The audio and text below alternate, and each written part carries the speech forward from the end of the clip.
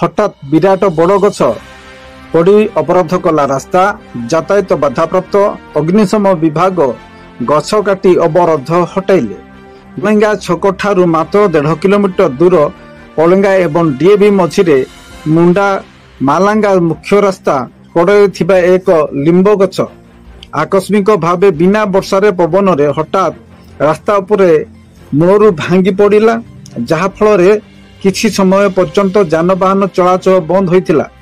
एवं किछि समय परे घु उदयगिरी अग्निशम बाहिनी हाबिलदार संतोष कुमार दास, राजेश कुमार सेठी, रामचंद्र गौड़ और संजय कुमार दास,